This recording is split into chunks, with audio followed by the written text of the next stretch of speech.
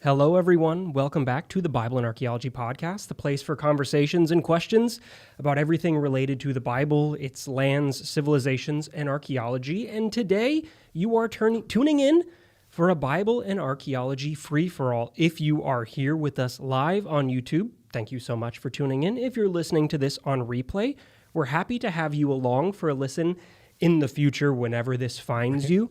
This first Friday of the month is when we do these lives. Now, the questions we're going to have here, this is a listener-based episode. This is all questions that we've had from either past lives, from Patreons that have been sent in, or some questions that come into us live. So if you have burning questions as you're listening to this episode or old episodes that you'd really like to get an immediate answer on, the first Friday of the month is the place that you can come and find us. Send your question in, and that might be something that we are able to come to. So you can put questions in the chat as we go.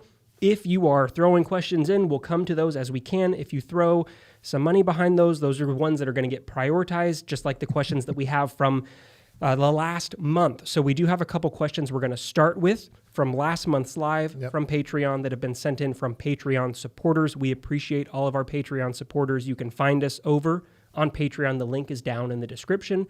We're Bible and Arc on Patreon. You can get early access to podcasts, bonus videos, some extra content there. Or if you just like finding us here on YouTube or on Spotify or on Apple Podcasts, wherever you find us, we're happy that you can find us. Like and subscribe. Helps you find us.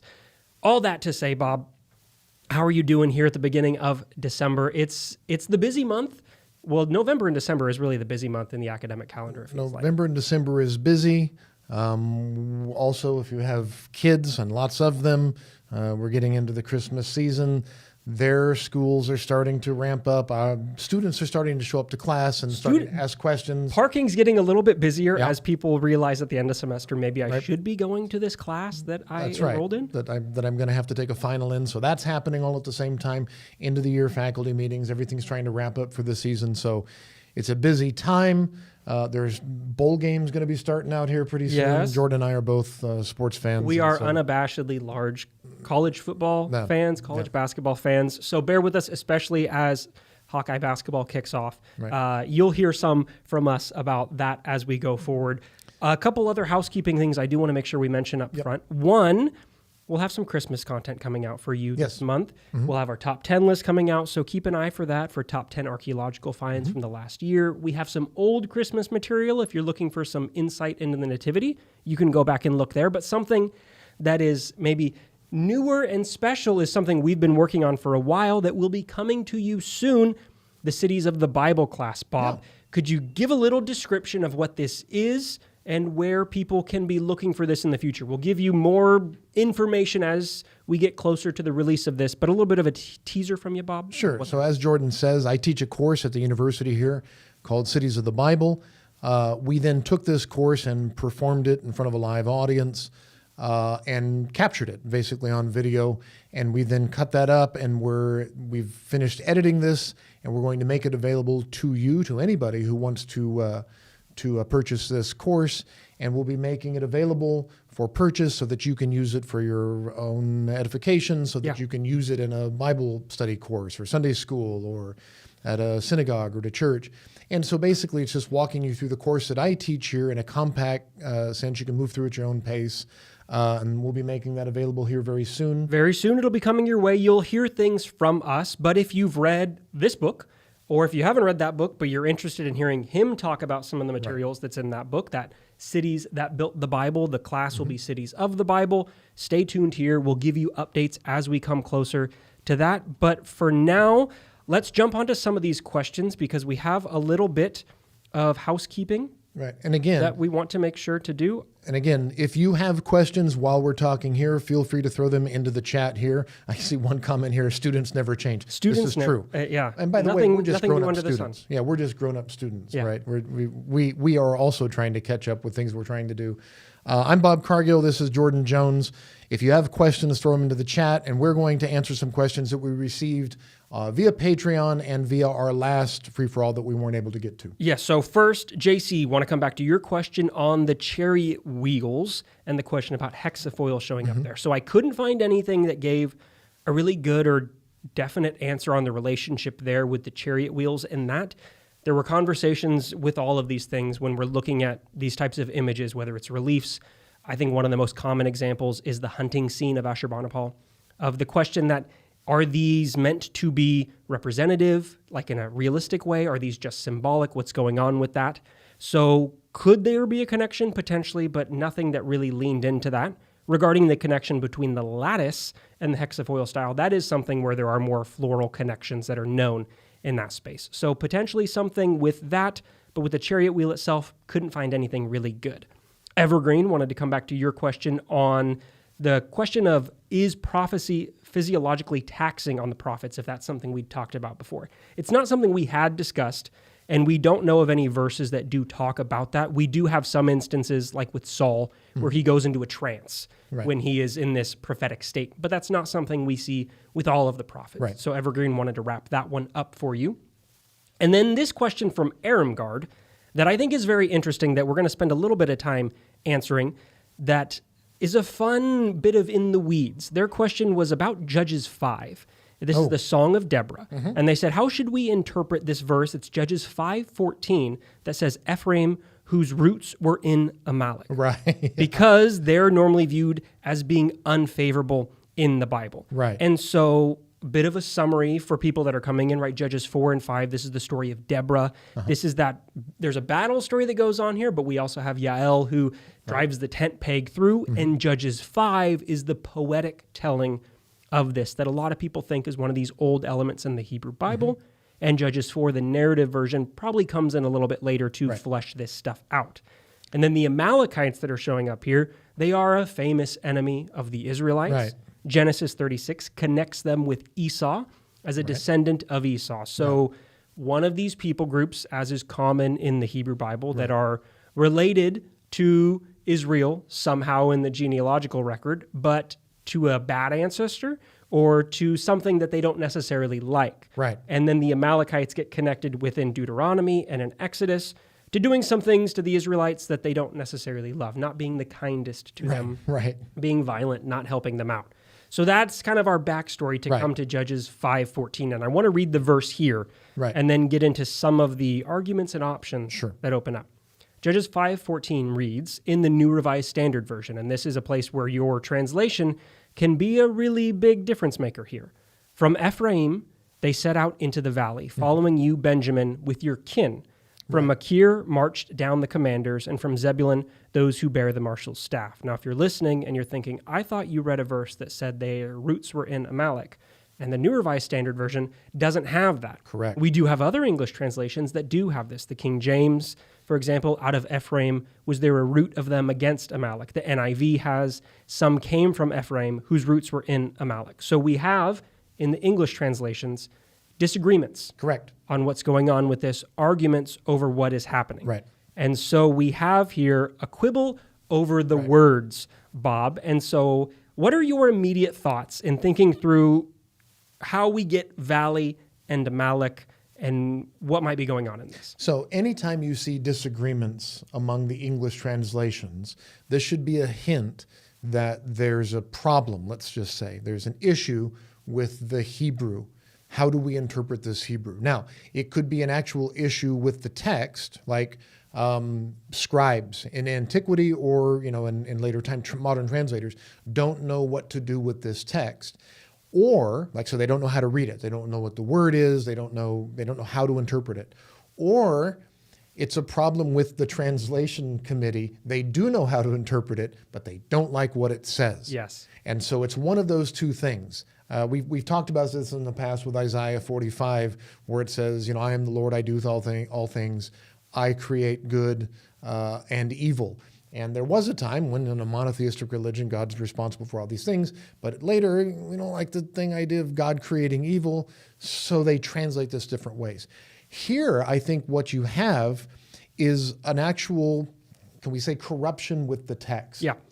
Because the first fundamental issue is, what are you talking about, Ephraim, whose roots are in Amalek? Now, if you look at a map, if you know anything about ancient Israel, Ephraim and Manasseh are these sons of Joseph. They're basically representative of what would become Samaria. This is just north of Judah and Benjamin, right? So they become representative of even what's later on Israel, right? The remnants of Israel. And if you know anything about the Amalekites, or the Amalekites, they are understood to be to the east and to the south. So over across the Jordan River. The other question is, do we have archaeological evidence for these guys, right? What do we know? What do we actually know about the Amalekites, right? We hear about them and we hear about these stories, but did they really exist? Were they an actual people? Which is always one of the questions of, Right. do these peoples exist? Right. And how can we, if there is archaeological evidence of someone, can we connect this to a specific group? Correct. How confidently Correct. can we do that? So whether or not they existed, or whether or not there's evidence for them, that's another question. But even if we accept that they were, and I'm not saying that's what we do, but even if we accepted the Amalekites existed, you still have the problem of, what do you mean Ephraim, north of Judah, has its roots in Amalek? Mm-hmm. So that's the issue. That's what whoever's interpreting this text, whoever's translating this text, is having to deal with. How was Ephraim, one of the tribes, or one of the Joseph's descendants, how were they having their roots in Ephraim? In Amalek. Pardon me. How are they having their roots in Amalek? Thank you. Yeah. So one of the traditional interpretations is that he's a descendant of, it's through Esau. Yeah. Right. So in Genesis 36:12, Timnah has a concubine, Eliphaz, and this is Esau's. Timnah was a concubine of Eliphaz, Esau's son, and she bore this character named Amalek to Eliphaz. So there is a relationship. Yes. Via Esau, correct? Yep. So you could say that they're trying to make a reference that the roots in Amalek are not like necessarily their physical, their geographical location, but it's in their roots, meaning their lineage, right? Yeah, the patriarchal ancestry of them is connected. Correct. And that's the one that I have heard before. That's the one that I had heard. But there are other ways that people try to come at this. But I think the best interpretation is textual corruption. Now, people don't like when we say this, but if you look at the Hebrew of the text, you might be dealing with somebody who took a letter and added it to a word. Yes. And if you're going through your Hebrew texts, if you're a fan of reading your Hebrew text, if you go into the BHS version of this is a verse where they have a couple of notes that there are some variations in the manuscript traditions around this, and that this word that gets translated here as Amalek in some traditions may be a corruption from the Hebrew word for valley, because there is a one-letter difference. A lamed gets added into the Hebrew word for valley. The L gets added in, and now we have the name for Amalek. So that's why we have some, like the NRSV, that are choosing to go with one tradition that say, okay, it's from a valley. They set out into the valley. Correct. Because there's also some arguments for some about the root, whether it should be your roots are in or they set out from. That these things kind of go together, which is a weaker part of it, it seems like. But for the Amalekites section, that maybe there's a corruption between the valley getting changed to Amalek.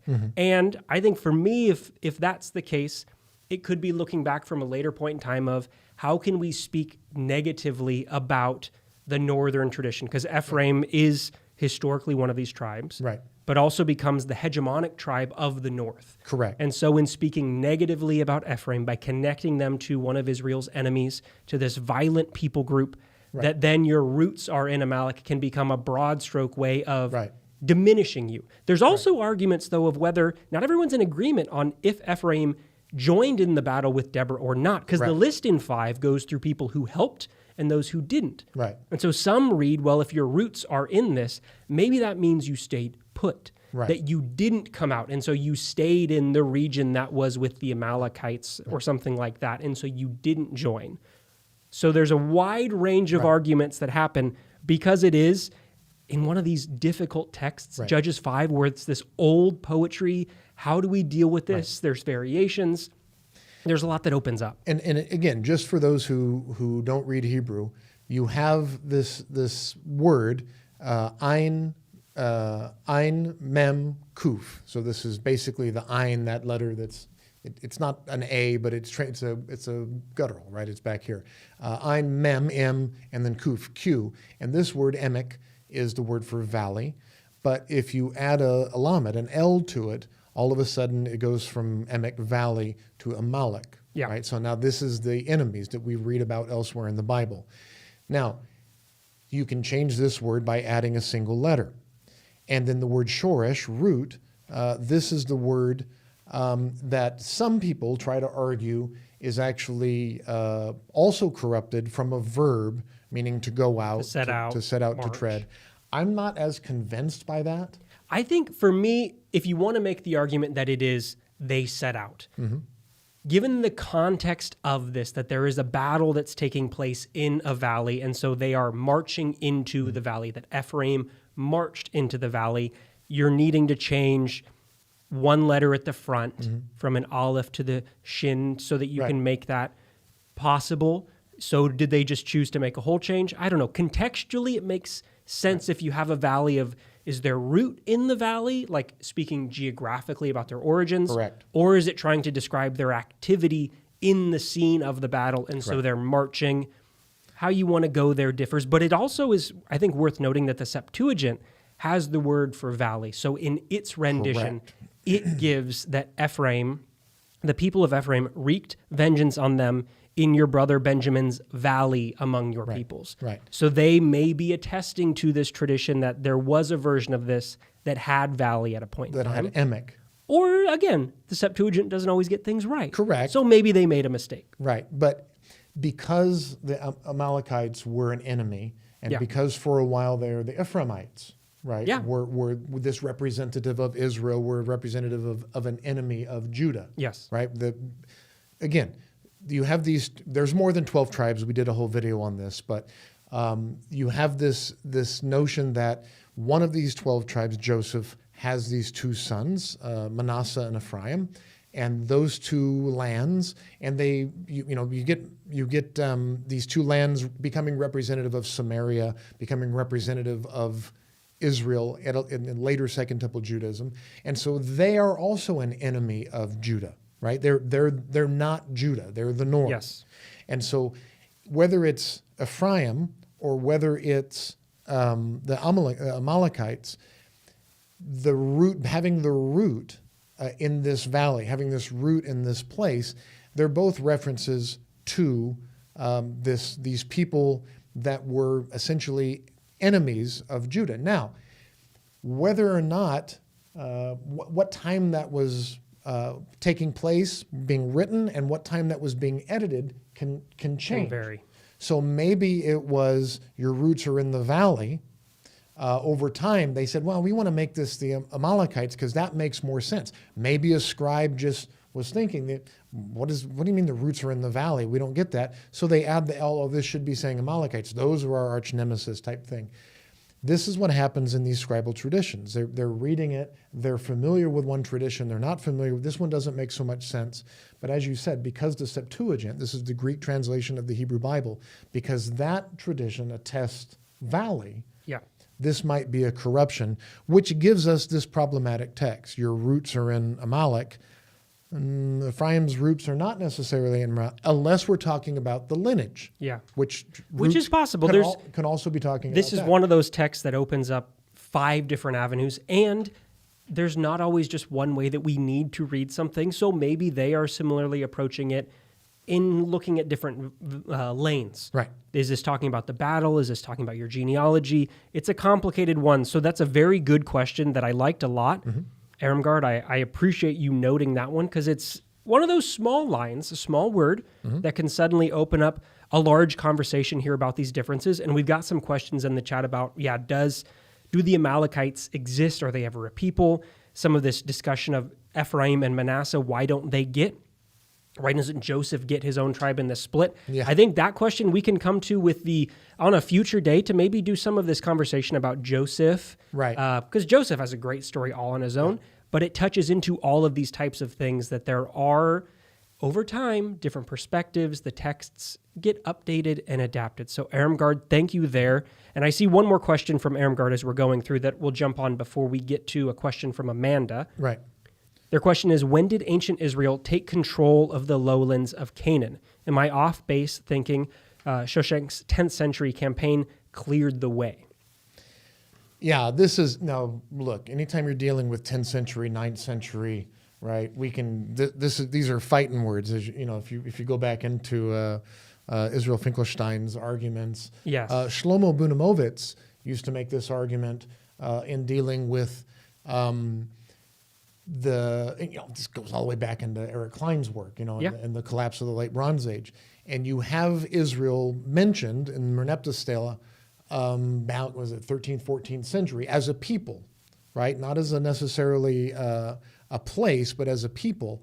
And the idea is that they're up in the highlands, and then as the power vacuum goes away, that they're now moving down into the space lowlands. Opens up for them. Space opens up. There's a vacuum, and then Ermgard references this Shoshank. This is biblical Shishak, right? Coming up from Egypt, one of the pharaohs, and running these campaigns, usually on his way up to fight the Hittites, and he's basically taking out whatever he can find on his way. Yeah, they're not necessarily the main enemies, which correct. If you read it from the biblical perspective, they cast themselves, as they normally do, as the center stage actor. Correct. Where normally the historical record indicates, you're somebody that's getting pushed out of the way. Correct. So that a power can go fight a bigger power. You are a small player in the region, and Egypt is just like, I'm going to push you over as I go by. But it's important to remember that at this time, Canaan, this region between Egypt and southern Anatolia, right, where the Hittites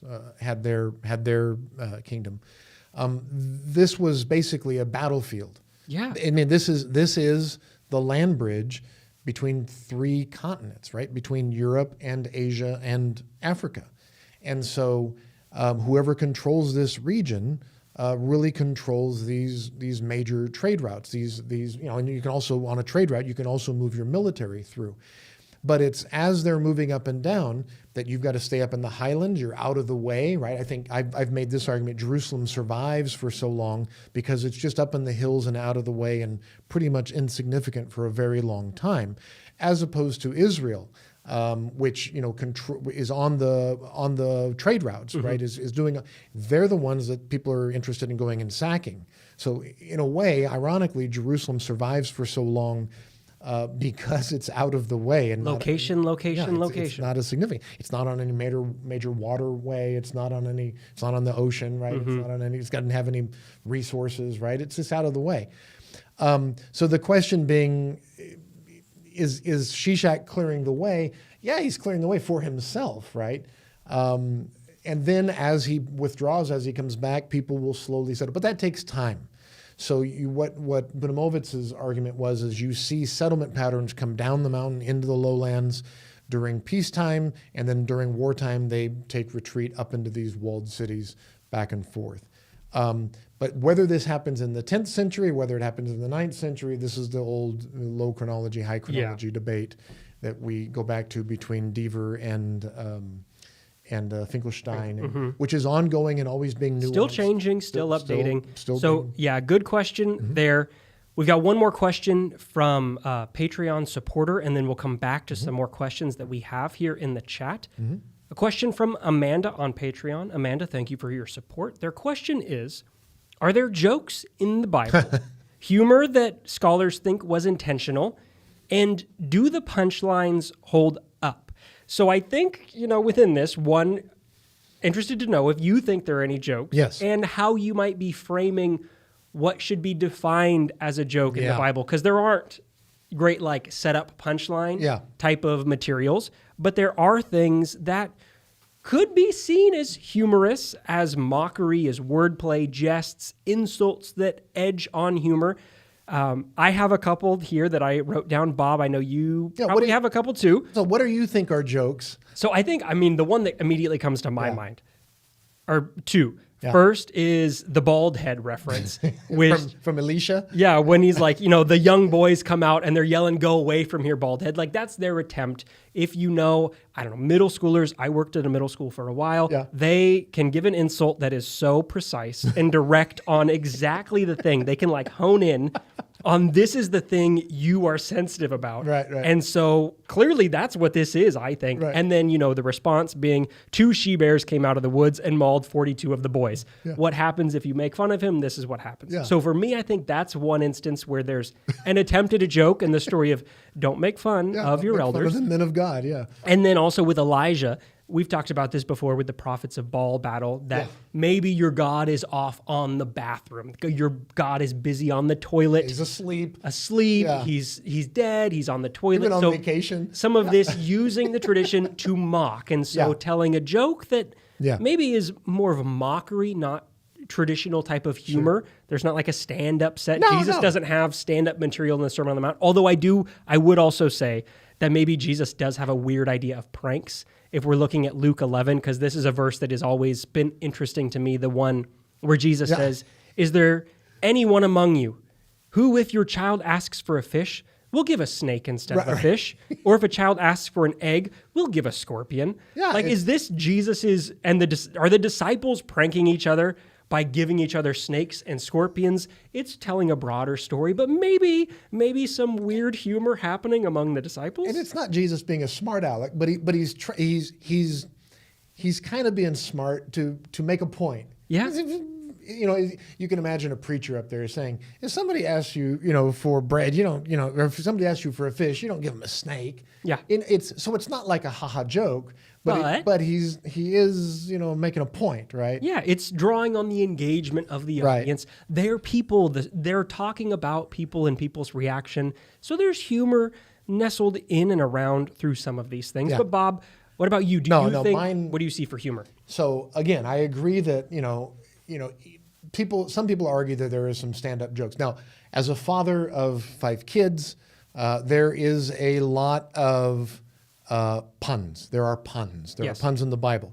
There are a lot of plays on words, and this is what people talk about wisdom literature, and switching words around. But those aren't necessarily jokes. Those are punny. I think a lot of what passes for humor is taunts. A lot of taunts, a lot of scatological humor. This is these are poop jokes. This is bathroom humor. And when bathroom humor and taunts come together, we get those recorded in the Bible. One of the reasons you don't see them a lot in the Bible is because, again, translators, once the Bible became a holy book, once it became scripture, translators don't want to put the word that the King James Version often translates as dung, right? But they use the actual, the filth. word, the filth, right? They don't want to put that in the Bible. It's a holy book. You got to sell these things. You can't say this in the synagogue. You can't say this in church, and so they translate it. But what's actually being said there is some pretty scandalous, some pretty things that I was told never to say. In growing up. So, for instance, in 1 Kings 12, when Rehoboam is being consulted. So David dies, Solomon becomes king. Solomon's basically a tyrant. Solomon dies, and Rehoboam's got to decide: do I try to be as strong as my father, or should I take it easy on the people? And his frat boy friends come up and say, "No, you got to be tougher." And Solomon's advisor said, "No, Solomon was a jerk. You got to take it easy." And he comes out and he says this play on words where he's like, "My little finger is bigger than my father's thigh." And if you know anything about the word thigh, and if you know anything about the word little finger, he's making it's a euphemism, which we have a whole episode on. We've got a previous podcast if you're interested in some other examples of this. By the way, and I would refer you to Dan McClellan. I'd refer you to Francesca Stavrokopoulou talking about the anatomy of God, but also they have these little sidebars on the euphemisms for body parts in the Bible. These are clearly references. Rehoboam here is making he's talking about the size of his package, right? He's saying, look, my little finger is bigger than my father's thigh. And what he's trying to say is, he whipped you with chains. I will whip you with scorpions. right?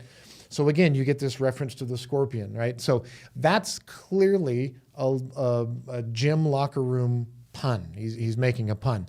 The other one I like is in 2 Kings 18, when Jerusalem's under siege and the Rabshakeh comes up and he says, you need to surrender right now. And they're up on the, it's that scene from Monty Python? Monty Python and the Holy Grail, right? And, they're taunting each other. He's taunting them. And he says, you need to surrender. And he says, no, please speak to us in Aramaic. We know Aramaic. When you speak in Hebrew, you're scaring all the people. And the Rabshakeh is like, we're trying to scare the people. Of course. You just don't want us to speak Hebrew because, and then there's this line in Hebrew that says, you're going to eat your own, and then the King James, dung, right? And you're going to drink your own, and then it's supposed to be urine here, except they don't use the words for dung and urine. They use the crass terms in Hebrew. And we know that they're using crass terms because the Masoretes come along and they do what's called a Karei Ketiv. Within the actual text of the Hebrew Bible, they offer these alternate things. There's the things that it says, right? And then there's the things that you're supposed to read out loud. It's the parental advisory mark that you come across as you're reading the text. The clean version. Right. So it says, we can't change the Bible, so it says this, but here's what you're supposed to read out loud in its place. And it changes the word to filth, right? And then it changes the word for urine, right, to the waters at your feet. Right, so which is a nice way of saying. It's still, if you still are reading feet as a euphemism. And if you think about it, we still do this. We scatologically, we make potty jokes, right? So anytime it's like, hey, I got to go, I got to go talk to a man about a horse, or I got to all these things that you say about, I got to go take a leak, I got to go, you're cringing now, you're laughing at me, but we come up with all these different things about, I gotta go. Whatever it is that comes out of your mouth there, that's what they're saying there. And they're trying to say, we can't say that anymore. And so they're putting in this waters at your feet. Yeah. That's clearly an attempt to get out of this. To get out of a bind. It's a taunt. Yeah. They're trying to scare the filth out of the people up on the wall. It also draws on the realities of what does a besieged city look like, of if you are living in here, what is going to end up happening to you? You're going to have to Bear Grylls this situation to hydrate yourself is basically what's happening here. And Josephus tells us later on during the Roman siege of how Jerusalem, bad things get and what people do. You're eating your feces. You're eating babies. You're eating allegedly. That's what he was claiming. But you also get this in Ezekiel. You get this thing about we get a very famous phrase from this about a certain body excrement on a shingle. Right? You're making your bread out of there's humor in the Bible. But a lot of it gets it gets lost in translation. Because once it's a holy book, they don't want this stuff being said. The cantor out singing this out but there is a lot. There's one in the New Testament that gets lost a lot as well, and this is the Apostle Paul. Now, I took some classes with a Pepperdine professor named Ron Tyler, who always said Paul was a smart guy, but I wouldn't want to have worked with him, right? Yeah, I think that's fair. And the Apostle Paul in Galatians, Galatians doesn't start the way, the letter to the Galatians doesn't start the way that Paul starts most of the letter. Paul's angry. Paul starts out, I hear people are telling you things other than the way that I told you, and he curses them twice, right? If anybody tells you a gospel that other than I told you, let them be accursed is how it says. That's not what he's saying. He's coming at them hot, right? And he says, and I'll tell you again, if anybody, even angel, I think he says, comes at you and says anything other, they can go to hell, basically. And then he comes on in Galatians 5:12, and he says, and what he's mad about is they're being taught, contrary to what Paul has taught them, that they need to be circumcised first in order to become a Christian. And Paul doesn't believe this. And they had this debate in Acts about whether you need to be circumcised first if you're a Gentile in order to become a Christian. And Paul has this line that often gets translated as, I wish if they believe this, that they would just go ahead and emasculate themselves. Okay, what the Greek's actually saying there is, and the pun, the joke that he's making is, if you think you need to cut off just the foreskin, why don't you just cut the whole thing off? This is what he's saying. He's saying, if you think you need to cut off something, just cut the whole thing off, if that's what you think you need to do. So this is what Paul is saying in Galatians 5:12. He's making a joke. He's taking mockery. It a little too far. Insult and mockery. That's what he's doing. But again, you have to be willing to read the Bible from a human element. Don't necessarily read it as a holy, we can't say it, we have to. You read it as a human document, as it was written by somebody who's very angry at this church, who's not doing what he taught them. And he says, look, treat it like we're talking about the Bible today. Treat it like somebody who's saying, look, if you don't want to, pretend it's a meeting, what do they call it, an elders and deacons meeting or a committee meeting behind closed doors. How do you talk behind closed doors? That's how a lot of this stuff was written. Now, we see it as the holy word of God, and so we can't say those words. But when it was written, Paul's angry, and he's saying some things. He says, he has another one where he says, I'm Pharisee of Pharisees, yes, and I consider it all, and you get this word skubalon, right? This skubala, I consider it all filth. Or dung, right? And that's not what he's saying. He's saying, I consider it all BS, right? Compared to, what I'm doing going forward. So Paul has a filthy mouth. What did he do for a living? He's making tents. Who's buying tents? He's Sailors. A tanner. Yeah, he's a tanner. He's a sailor. He works with his hands. This is the kind of language that he uses. And so I think he made a lot of jokes. I think he used a lot of scatological humor. Ermgard has a comment in here about Jonah, and this was one I noted too. Jonah, the whole story of Jonah, I think, could be humorous, but especially Jonah and the plant there in Jonah 4, when the plant comes up and then it withers and he's so mad, and it's Why the worst thing. And yeah. I'm so mad I could die. I think Jonah is definitely a mockery on a whole there of some things. Right. One other one I was thinking about as I looked at this is in the Tower of Babel story, Genesis 11, right? They're telling the story, let's build ourselves a city and a tower with its top in the heavens. And I was doing some Google searching, like, are there jokes? Are people jokes? And somebody mentioned this one of like, is this an insult by God? Because they're saying we're going to build a city so tall, it's going to be in the heavens. And then verse 5 says they're doing this. The Lord came down to see the city and the tower which the mortals had built, which normally you read this and you're like, oh, great. Anthropomorphic God, which is a bit of a problem. Yeah. It's coming down. But is this also saying, you thought your tower was big? How big was it? Well, it's not that big because God has to come down. You're saying you're going to build this into the heavens, and God's like, what's going on? I can't see it. I need to go down there. Take, yeah. And that's how small your tower is. And I was like, maybe this is a little bit of an insult here. If you think you're big, I had never you got thought a of big it that city. way. Yeah. Because normally I've always looked at this and gone, oh, it's anthropomorphic God coming down and walking around, which, that's in there. Well, but it might also be a dig of like, I had never thought of it that way. How big is it? Well, it's actually not that big. It's really small. God's got to come down. God can't even see it. That's funny. I had always saw it as in an anthropomorphic way. Let us go down and see what he's doing. And it's like God's actually saying, is he omnipresent, omniscient? Can he?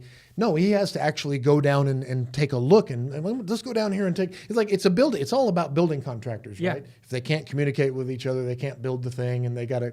So let's go down. God comes down as the site supervisor, right? Make sure everybody's got their hard Let's take a look and see how you're doing. Let's take a look around. And so it's an anthropomorphic deity. I had never considered it as like, oh, you're building a big tower? I can't even see it from up here. Right. You're not even close to touching. You're so far from even touching the heavens like you want to. I can't even see it, and so I'm going to come down to look at it. It's Let's not see that your I didn't little know. tower. Got to get out my binoculars. Yeah. Still not good enough. I'll just go down. I'll just go down and see something. Let's come down and see this little thing that you're working on here. So that might be another one. If there are other things that you think should qualify as biblical humor, leave them in the comments of the podcast, of the video here, because I'd be interested to see if there are little stories like that maybe you have a reading on that you think they're more humorous than maybe the way they normally get read. Because little moments like that, we can get so stuck into a traditional reading that you get used to, oh, I know how this goes, and you can kind of gloss through your reading of the text, and you just move along and miss over little nuggets where maybe there are multiple readings that are available here, or different perspectives, or humor might be a chance. Yeah. So let us know if there's some things you think we missed regarding humor in the Bible. This isn't all of them. I mean, I think another one is when John insults Peter when they're running to the empty tomb. And it's like they both ran, but, the other disciple outran Peter. And again, another one of those little insults that John is saying, if John is the one who's writing John, which is a whole other thing. Right. But, Peter's not the quickest of the disciples. So there are these little moments throughout. But let us know. He's a rock. If he's a rock. Rocks don't move fast. Unhitched a trailer. Yeah. So maybe there's some other humorous moments in there. Let us know down in the comments. And I know we've had a lot of chat here trying to get through some of this as we go as well. And I wanted to come back to a note about that question with Joseph and his descendants. I do think that would be a great topic to come back to.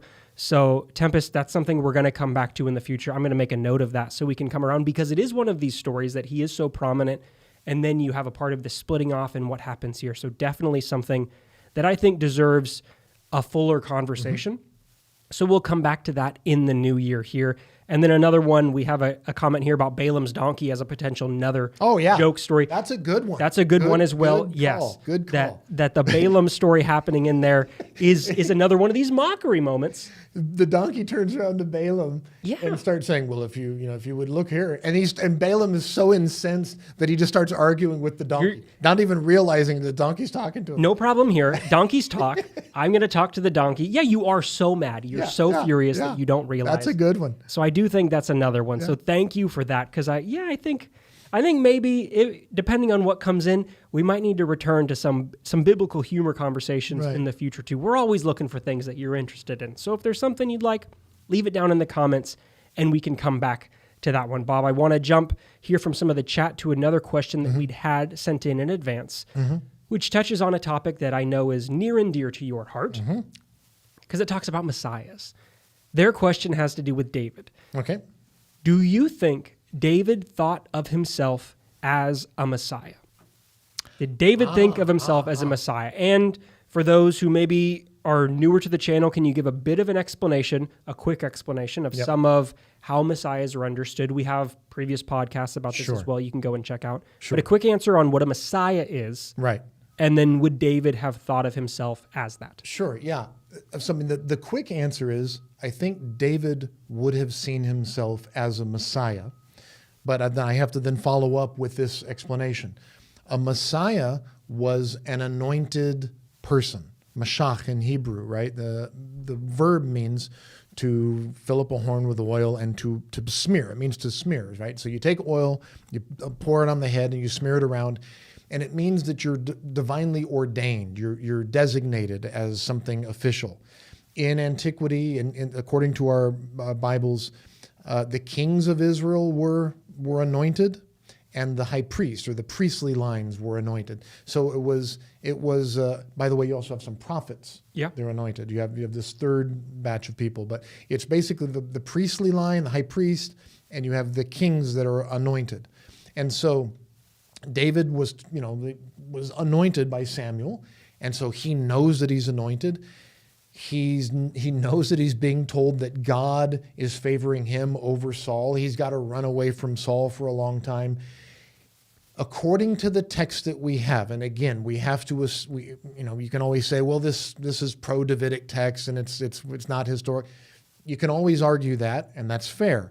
But according to the text that we have, David knows that he's not supposed to kill God's anointed, right? He keeps referring to King Saul as God's anointed, the Lord's anointed. And so he knows that he is the Messiah. He knows that Saul is the Messiah. But he's also been anointed, and so he waits until Saul is killed, and then you've got conveniently when David is nowhere near and has nothing to do with it. And there's two different stories of how Saul dies, of course. And then David becomes the anointed king. So the short answer is, yeah, of course he knows he's the Messiah. He was anointed, and he is the king. Now, the reason that this is a loaded question is that Messiah changes its meaning over time, because it went from just being the anointed king. So David was a Messiah, Solomon was a Messiah, Rehoboam was a Messiah. You move on down, Hezekiah is a Messiah, Josiah is a Messiah. We have an abundance of There's lots of people that would messiahs. be considered as messiahs. Yeah, they were anointed kings of Israel. They were sons of David, right? They were all the things that later messiahs claimed to be, right? And Josephus tells us there were a lot of people that were claiming to be messiahs, right? Be it because they were trying to deliver Israel from the Romans, or they were descendants of David, and they're making this claim, but they're trying to deliver. We also have someone who's not a son of David in the Bible, who says, according to the Bible, according to Isaiah 45, and we're talking about Cyrus, that this guy is the Messiah. So he's not Jewish, right? He's the king of Persia. He's a foreign king. And yet, this guy is called by the prophet Isaiah A Messiah. his Messiah, his anointed. So, that I took by the hand, Right. even though you didn't know me. Right. Very much. So the question then becomes, what is a Messiah? Is it an anointed son of David as a king, or is it just anybody who can lead Israel to deliverance, to deliver God's people? And if that's the case, and it's not just the Davidic line, because the Davidic line has been destroyed after the fall of Babylon, then when you get down into the Second Temple period, what are people looking for? Are they looking for an actual descendant of David, a son of David, to come in and overthrow whoever it is oppressing the people and restore this kingdom Kingship. of Israel? Or are they doing this apocalyptic thing like we get in Daniel? Of looking to the heavens. They're looking for one like a person, like it looks like a human coming down from the heavens. And the word that they use for human there is someone like a son of man, which in Aramaic we know just means a person, right? A son of man walks into a bar, a dude walks into a bar. But that phrase, son of man, takes on this special meaning. It bears a lot more weight as time goes on. Right? And you have these other phrases like nasi, that becomes a euphemism for Messiah. You have all these different phrases. And so Messiah can become this apocalyptic figure looking to the heavens, a son of God, or a son of David. And of course, by the time you get to the New Testament, you've got multiple traditions. Jesus is both son of God, and you have that story, and he's the son of David, of course, through Joseph, going back, and they push them all together. So that's the long, So a complicated answer. way around, but it's because Messiah, the idea of Messiah is complicated. And what time period you're talking about matters a lot when you're trying to define whether someone would think they are or be understood to be this.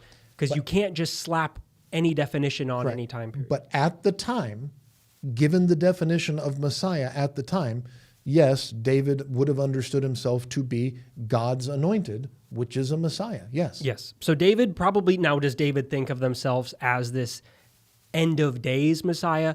That's different because that's not the framework that they have there. You're the king who's coming in and doing these things, which is also something we see connected with some of those enthronement psalms in the book of Psalms where you're talking about the Lord says to my Lord. Yeah. And who are we talking about here? In the order of Melchizedek. I don't think anyone in this room really cares about that reference very much, but there are some of those things that start to get expanded over time. Which gets mistranslated and misinterpreted by the time we get down to Jesus. There's a great book on this that you can pick up. Also a previous podcast here you can go and listen to there as well. You can go listen to this, but the Lord says to my Lord is two different words, but when it goes into the Septuagint, it becomes one word, and by the time Jesus is talking about it, this becomes an issue, but another time. But another time. So thank you. Thank you for the question there, JP. I think that's a very helpful one. It's a popular one. It's also then kind of a timely one for us here as we're in December, because these things with the end of the month and nativity traditions and the stories of Matthew and Luke and this stuff all comes back around. So thank you for that. There's previous videos, previous podcasts. We have some good resources on this as well if you're interested in looking into that. There's an interesting question here from Kit in the chat I want to jump on, Bob, before we wrap up. Are the weird laws in Leviticus, and there's a lot of weird laws in Leviticus, are the weird laws in Leviticus a response to mythology of other gods, gods becoming animals and sleeping with women? So are there potential responses here to some of that mythology in the prohibitions that we see? The question is going to depend on when you see the laws that we get in Leviticus being written?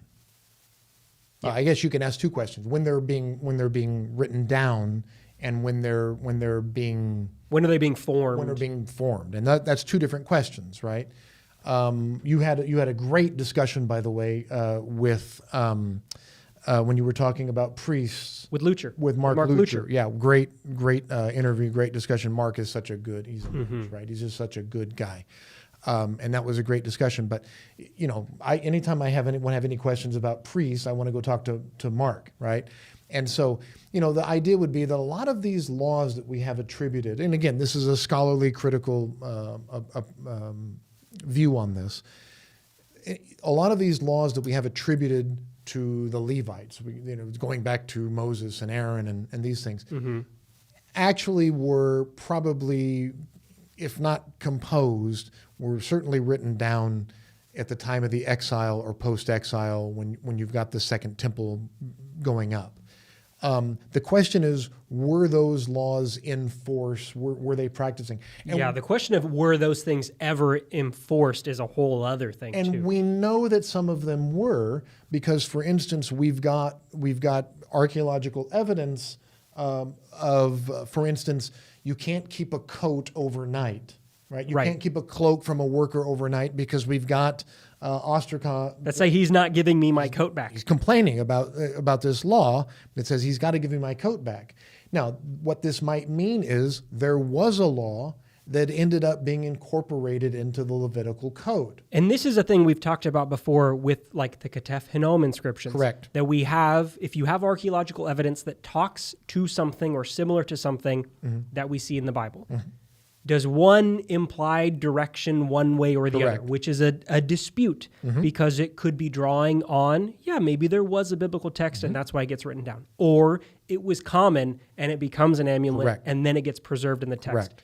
We don't have what we don't have. And so trying to date these things Right. gets hard and gets complicated. And maybe there are some instances where one of these things may seem to have been a rule, but does that mean all of them were enforced? That's different. Also the question of where. Where are these things being enforced? Is this enforced everywhere? Correct. Or just in some regions at some times? And I think that to come back to the answer to the question, I think, it is possible that some of the laws are in response to other cultures and their mythology. I think that's absolutely a possibility. They're frequently responding to the other that is outside of them. Correct. And polemicizing Correct. and creating distinction. Correct. And we also know this because scholars will argue, including myself, including Jordan, that we see this response to other cultures' mythology in a lot of the narratives as well. So it's not just in the laws that we have distilled down, but it's in the narratives. It's in the flood narrative. It's in the creation narrative. It's in these other stories that are clearly either, if they're not inspired by, they're based on previous existing creation narratives or flood narratives, but they're going to adapt them and going to fix them so that they're telling the story of ancient Israel, and they're telling the story of their deity, of Israel's God, of the Hebrew deity. And then they're going to say, this is how we view the creation of the world. This is how our God did this, not their God. Our God did this. But the skeleton and a lot of the dynamics of the story, the intricacies of the story are going to be similar to that existing story. But it's been completely rearranged to talk about who we are as a people and what our ethic is and it's our identity. And this is a point on this that I think is one of the things I wish people talked about more when you see parallels. And are they borrowing? Are they adapting? That's not a bad thing. It doesn't mean that one version is better or cheaper, or they are repurposing something to identify themselves and say, this is us, that is you. They are circling the wagons in that moment around a common identity that distinguishes them. So that isn't a bad thing. Right. A lot of times people see that and their immediate reaction is, well, that means you think this because you're saying, oh, they're aware of this other tradition. No. Now, some people will go down that path, but you don't have to. You can acknowledge that there is a other tradition and this tradition and hold both and say, what are they saying through that? That's a different path that you can take. So are there some of this happening in Leviticus? It's possible. Yep. It's possible. I'd be interested to see, maybe can look through if there are particular examples that pop out. I mean, Leviticus has become a book that I'm spending more time with as we talk about priests more and more. So thank you for your question there. I think that's going to wrap us up for today. Bob, I know you have to run, so thank you for joining us today. Thank all of you that tuned in live. Thank everyone that's listening or watching in the future. Hopefully you can make it to a live at a future point in time, wherever you find us. We're happy to have you. Like and subscribe. That helps us. Hopefully it helps you stay in tune with us. And if you want some more bonus content, you can find us on Patreon. There'll be a little clip this week about some Christmas movies. There's extra bonus clips that go up there with podcasts, early access to podcasts. You can tune in there. But for today, that's all we have. Bob, again, thank you for taking the time. Everyone, thank you for tuning in. Until next week, for all of us here at Bible and Archaeology, I'm Jordan Jones. For Dr. Bob Cargill, we'll see you soon.